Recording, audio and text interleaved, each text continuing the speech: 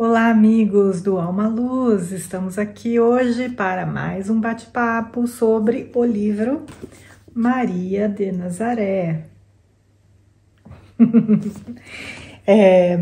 A gente começou esse bate-papo no vídeo anterior e ele tem o intuito de trazer para vocês algumas informações que a gente não tem acesso se não for através de leituras mediúnicas, porque elas vêm justamente dos arquivos da espiritualidade, sobre o que estava acontecendo nos bastidores da vida, quando da preparação do ambiente para a chegada do Messias, para a chegada de Jesus entre nós.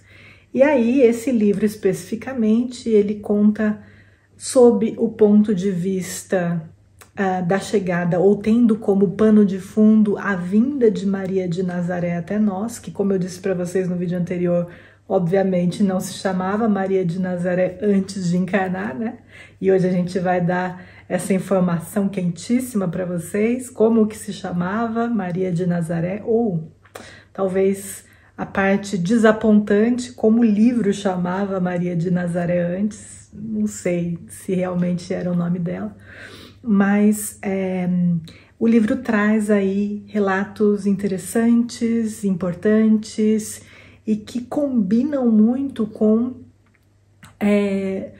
as ações que a gente espera ou que a gente imagina terem sido importantes serem levadas a cabo para que o ambiente estivesse propício para a vinda do Messias, né? E quanto mais a gente se aprofunda nessa leitura, mais a gente, primeiro, se dá conta do tamanho desse espírito de Maria, tamanho espiritual, essa grandeza espiritual dele. E pelo tamanho de Maria, a gente sequer consegue imaginar o tamanho de Jesus, porque se Maria já era esse espírito dessa envergadura, imagina o mestre, né? O mestre que foi o maior dos maiores entre nós. Então, fica o convite, se você tem interesse de se aprofundar um pouco mais numa história sob o ponto de vista espiritual. Então, para quem eventualmente está chegando aí pela primeira vez, esse livro é um livro escrito por João Nunes Maia, ditado pelo espírito Miramês e, como disse, se chama Maria de Nazaré. Eu disse no último vídeo que eu ia tentar colocar um link de PDF para vocês, mas eu não encontrei.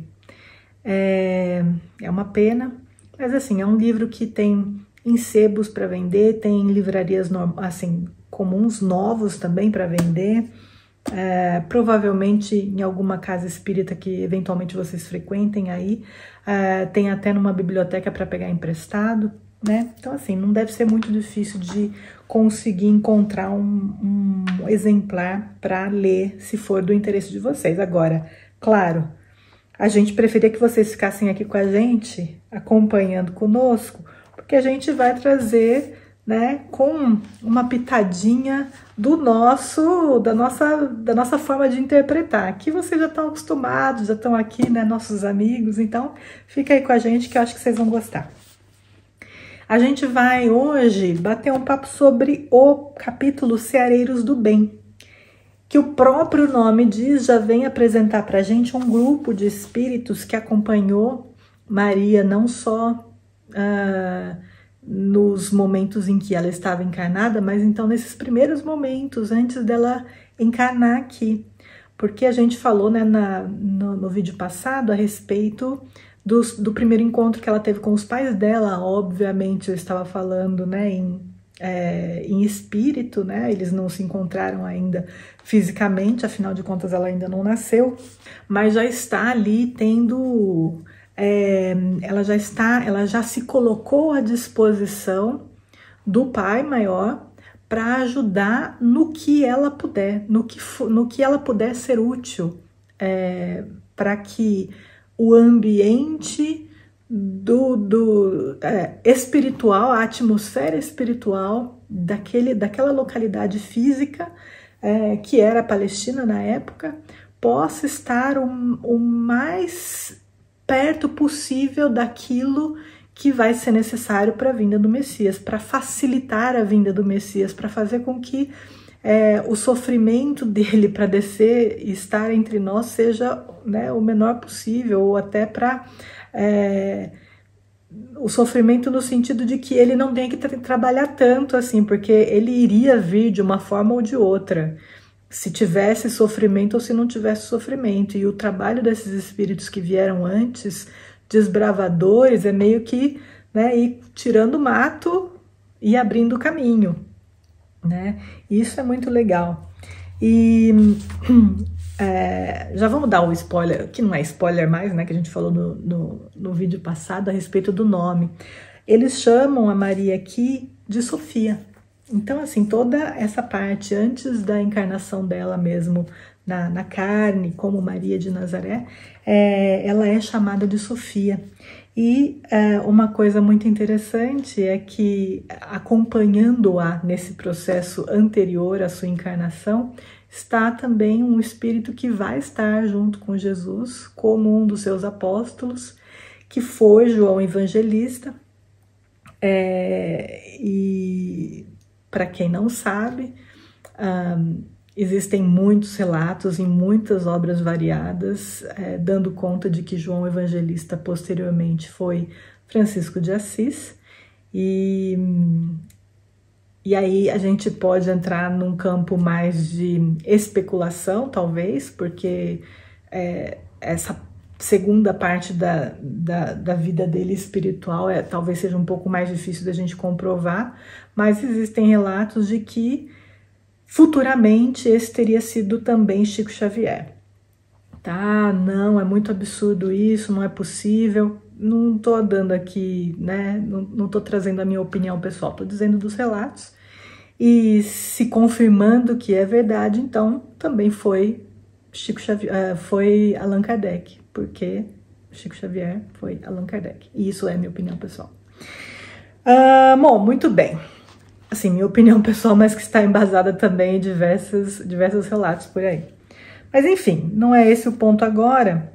O ponto agora é a gente continuar nessa questão, que é então a vinda da Maria de Nazaré aqui entre nós, então como Sofia, e a gente falou um pouco dos ceareiros do bem, que eram espíritos que estavam incumbidos justamente de sanear o ambiente, o máximo que eles podiam. Então eles trabalhavam justamente não só para tentar ajudar a espiritualidade das sombras que habitavam o entorno, no sentido de esclarecimento, fundando escolas, ajudando, né, para que houvesse que a mensagem sobre a vinda do Messias se espalhasse, não só naqueles ambientes do astral inferior, mas também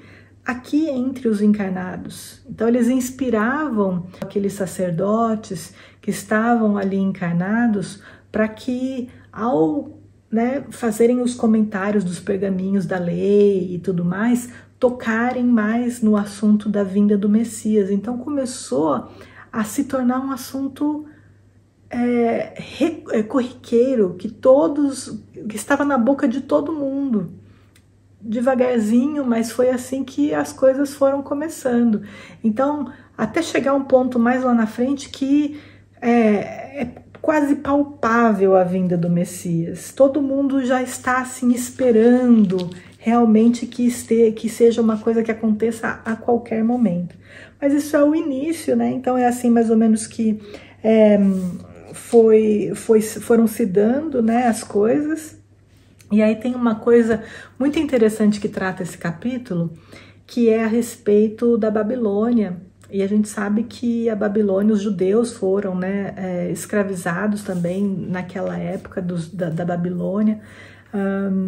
E os relatos que se fazem aqui sobre o povo babilônico, eles são muito duros e realmente tinham coisas assim que não ficaram registradas na história, mas de muita violência, de muita maldade, de muita baixeza de sentimentos, ainda falta de evolução realmente espiritual que aconteciam naquele lugar e que atraiu para lá sedes da espiritualidade inferior, que retroalimentava aquele ódio, aquela ganância, aquela sede de vingança, sede de poder e tudo mais. Então, tal como era o ambiente astral inferior, era a cidade e vice-versa, né? Então, assim, essa informação é interessante porque, apesar de ser algo que aconteceu há, sei lá, 2000 anos antes do advento da vinda do Messias, os locais da espiritualidade inferior ainda existiam lá, e esses espíritos estavam já também conseguindo já ouvir o burburinho que começava a ser disperso a respeito da vinda do Messias. Então o intuito deles era justamente bloquear isso de alguma forma, não importava como, que era realmente fazer alguma coisa para impedir que isso acontecesse. Ainda que quando a gente fala de espiritualidade inferior, existem vários níveis, né? Então a gente tem desde comparando assim, né, com o nosso mundo físico, aquele cara que pratica roubos e pequenos delitos por conta própria, para, sei lá, por maldade, para, enfim, com a motivação que seja que ele tenha, até pessoas que estão unidas a gangues, e assim o fazem porque tem um cabeça que dá as regras, e aquele negócio de milícia, né, de coisas assim muito mais de máfia, que é muito mais, que tem um esquema muito mais hierarquizado e de poder que a gente nem imagina, né, que a gente não faz nem ideia do que seja. Então, assim, a espiritualidade inferior é similar. Então tem os espíritos ali que fazem a maldade por fazer, porque querem aproveitar ali alguma vantagem que aquilo vai trazer para eles, como tem aqueles que estão ligados a outros e ligados a outros e ligados ao cabeça que está ali comandando tudo e fazendo com que tudo aconteça. Então, não está dizendo aqui precisamente isso nesse capítulo, mas quando a gente se debruça sobre esse assunto, a gente percebe que provavelmente havia uma instrução provinda de uma cabeça muito mais engenhosa, plantando, né, nas mentes desses seres que estavam vinculados ao ódio, à maldade, essas ideias de bloquear a vinda do Messias, né? Então, assim, os ceareiros do bem tinham agora o intuito de tentar fazer com que desativar o campo dos espíritos inferiores que estavam ali nas regiões ali próximos de Jerusalém, né, no plano espiritual. E a coisa era feia, era pesado, era denso. E Sofia, no caso, ela quis já entrar, ela quis já ir conversar, porque era do espírito dela isso, o amor dela era muito grande, muito profundo, e ela sabia que ela podia mudar as pessoas pelo amor, mas, claro, ela estava sob proteção da espiritualidade dos ceareiros do bem, que sabiam muito bem com quem estavam lidando e que precisavam proteger de toda forma aquela falange de espíritos do bem para que o trabalho se desse com o melhor resultado possível. Então, entra, claro, o amor de Sofia. E tem uma questão que eu acho muito linda e muito interessante, porque a Sofia, antes de encarnar então como Maria de Nazaré, ela já era um espírito de altíssima elevação. E mesmo assim, ou até por isso,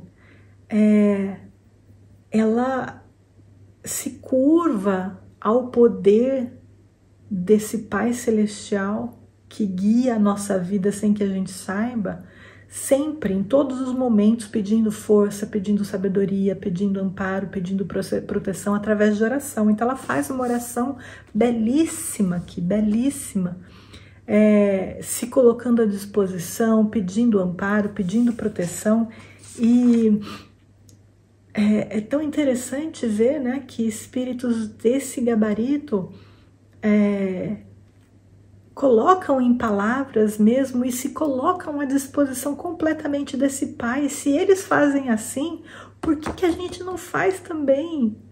Por que a gente confia tanto nas nossas capacidades e no nosso poder, e no nosso intelecto, e na nossa força, e não é capaz de ter essa fé profunda, intensa, de saber que se a gente tem capacidade, se a gente tem poder, se a gente tem o intelecto, é porque veio dele, veio desse Pai amoroso que nos permitiu alcançar esse grau de entendimento, ou de sabedoria, ou de seja lá o que for, para lidar com as situações da vida. Então que a gente, talvez exercitando isso nas nossas orações, né, de entregar de verdade os nossos problemas, as nossas dúvidas, a direção da nossa vida para esse ser maior. E aí a gente tem que fazer uma explicação aqui, porque eu sei que sempre vai ter aquele que vai falar, mas então agora a gente não tem mais, né, não deve mais tomar decisões, cadê o livre-arbítrio? E não é isso, né? E não é isso. A decisão sempre vai caber a nós, né? Mas a gente fazendo uma oração, entregando nas mãos do Pai, pedindo para Ele a inspiração, o amparo, aí sim não vai faltar para a gente aquele, né, o nosso amigo espiritual que vai segurar na nossa mão e vai nos guiar no processo, né? Então isso é o que falta talvez na gente, né? Essa humildade de reconhecer que se a gente tem algum poder, se a gente tem alguma capacidade, se a gente hoje tem como tomar alguma decisão, isso só se dá pelo fato do Pai ter permitido que a gente chegasse a esse ponto na nossa caminhada evolutiva. Do contrário, não teríamos. É só a gente olhar ao redor. O que a gente tem hoje, o que alcançamos hoje em termos materiais, em termos intelectuais, só se deu porque esse Pai Celestial de alguma forma permitiu. Porque se a gente, como disse, olha ao redor, a gente vê tanta desigualdade e tantas pessoas em situações diferentes das nossas, que a gente, claro, hoje entende com a questão da lei de causa e efeito, que assim por uma razão, por um motivo, mas que bom que hoje a gente está nessa condição que nos permite estar assistindo um vídeo que fala de espiritualidade, que tenta nos alimentar aí o desejo de nos entendermos e entender ao nosso redor, para que a gente então se torne realmente seres melhores, para na próxima encarnação ainda estar mais consciente, independente da nossa condição, né? Bom, e aí ela faz uma oração muito profunda e, claro, recebe o amparo. Eles percebem, porque assim, eles estão numa zona inferior do astral, e a gente, quando aprende a respeito, né, dessas dimensões vibratórias que separam a espiritualidade superior da espiritualidade inferior, a gente aprende também que, apesar de não serem corpos físicos como o nosso, eles são corpos físicos correlatos com a dimensão onde vivem. Então são físicos na dimensão onde eles estão, né? Por mais alta que seja. Claro que a gente sabe que chega um momento que não há mais a necessidade, né, desses corpos, mas enquanto a gente está num ambiente espiritual em que há necessidade de corpos, ainda que etéricos, para manifestação, etéricos, sutis, esses corpos eles são correlatos à dimensão onde o ser está, e por conta disso são físicos, né? E aí, conforme a pessoa, esse espírito vai baixando de dimensão, ele tem que ir agregando os materiais daquela dimensão onde ele está, para que ele se torne físico naquela dimensão e possa ser visto pelos seres daquela dimensão. Ou seja, quanto mais desce, mais precisa agregar os elementos daquela dimensão para se tornar físico naquela dimensão. E os espíritos sobre os quais a gente está falando aqui, esses que estavam no astral inferior ali, né, que vinham provenientes da Babilônia, eram muito físicos, eram muito densos, né, por conta dessa maldade que eles alimentavam, né? E aí o que acontece? Com a oração de Maria, com a oração de Sofia, o ambiente espiritual muda. É como se, de repente, eles fossem transportados para o alto de uma montanha altíssima, onde o ar é rarefeito. Eles passaram a não conseguir mais respirar direito. E aí, claro, virou uma bagunça ali, que começaram a correr desesperados e com medo do que estava acontecendo. E claro, era só uma resposta à oração de Maria, para que então, dessa forma, os trabalhadores da Seara do Bem pudessem, de alguma forma, ajudar ali a encaminhar essa espiritualidade que estava lá para serem auxiliados, para serem instruídos, para serem...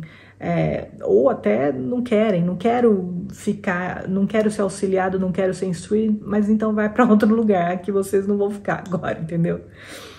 Mas não foi só o fato de Maria ter feito a oração que provocou tudo aquilo que estava acontecendo, né?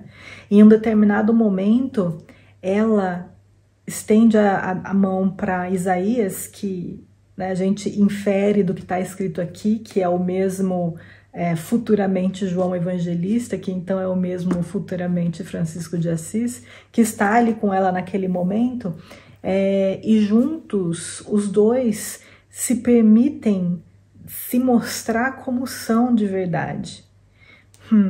E aí, como é que são esses espíritos de verdade, né?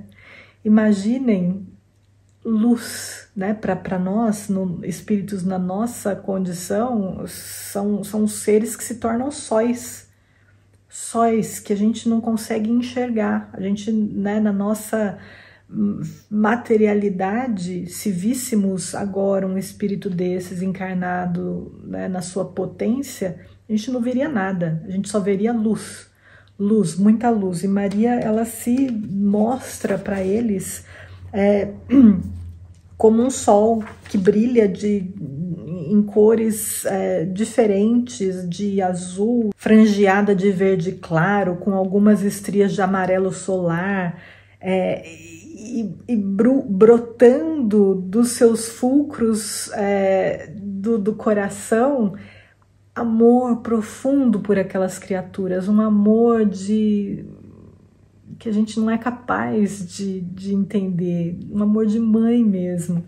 E os trabalhadores, né, da Seara do Bem, eles ficaram dias ali trabalhando com Maria, Sofia e Isaías à frente, inspirando alegria, inspirando o bem para aqueles trabalhadores. E eles foram, gente, colhendo entulho, limpando, tirando sujeira e fazendo, sabe, uma faxinona geral ali no ambiente. E disse que quem olhava de fora, na direção da cidade, parecia que estava pegando fogo. Claro, do ponto de vista espiritual, né? Parecia que estava pegando fogo, assim, a cidade. E aí, para finalizar, eu queria compartilhar com vocês a oração que Isaías fez, porque depois de terminado todo o trabalho, eles se reuniram ali no mesmo ambiente e levaram, obviamente, uma vibração para o Senhor Supremo, como eles dizem aqui, E a oração de Isaías, ela foi mais ou menos assim: grande luz do universo, que as vossas bênçãos estejam sempre ao nosso lado no trabalho que o coração comanda, e que a vossa paz nos inspire para a paz de todos os que convivem conosco. Neste pequeno serviço que realizamos em favor da fraternidade, Senhor, fomos todos agraciados por maiores entendimentos. Quanto aprendemos na ação do bem como ceareiros do entendimento e da verdade. Já sabemos que quem planta colhe, e ainda a lei acrescenta o que deve ser feito em relação a nós, tanto para o bem quanto para o mal. Assim sendo, Deus de amor, inspirai-nos a viver onde a fraternidade desejar, porque sabemos que essa condição é o clima dos anjos e ambiente dos céus. Somos almas ao vosso dispor e rogamos que se faça a vossa vontade soberana e não a nossa. Embora sejamos muitos na dignidade de servir, nada somos sem as vossas bênçãos de entendimento. Neste momento aqui nos reunimos para agradecer-vos o que fizestes por nós, a oportunidade que nos destes, ajudando essas criaturas, congregando-as por afinidade de sentimentos nesta cidade e outro tanto que se reúne com elas por amor, decididos a ajudar sem exigir, espíritos ligados pelo coração e que tudo fazem para o amor na escola da caridade. Aqui se encontra grande parte dos profetas que o Oriente acolheu e de volta esperamos novas investidas para que o Mestre se faça presente nos céus e nas terras da Palestina e do mundo. Esta é uma pequena fração na operação do nosso dever.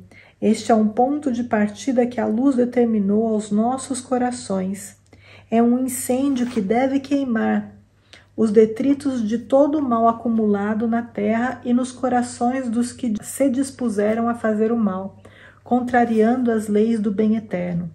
Queremos operar não somente na Babilônia, mas em qualquer lugar, desde quando seja da vossa vontade.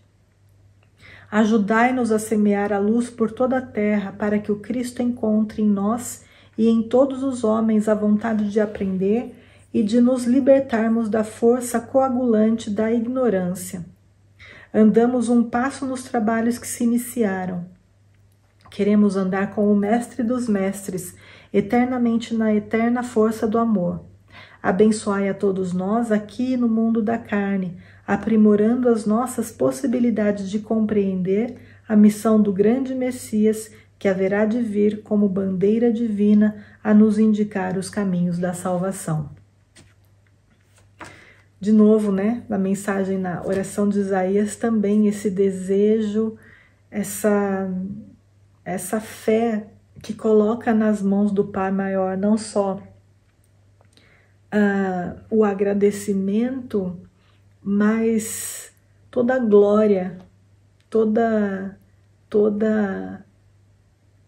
a responsabilidade pelo que eles conquistam, pelo que a gente conquista, que a gente aprenda com isso, com essa mensagem de hoje, com esse capítulo que a gente lê hoje, isso a entender que tudo que a gente conquista na vida é para a glória do Pai, é para que seja feita a vontade do Pai entre nós, para que sejamos meros instrumentos na produção, na criação do reino de Deus já na terra.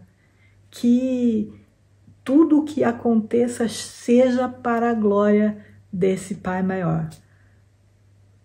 Não sei se a gente consegue, mas quem sabe se a gente conseguir colocar isso como um desejo lá na nossa alma, a gente devagarzinho não vai trabalhando para isso e quem sabe um dia a gente consiga ter essa fé inabalável, maravilhosa que esses luminares nos mostram, não é mesmo? Então é isso, pessoal. A gente fica por aqui e se vê no próximo capítulo. Até mais, tchau!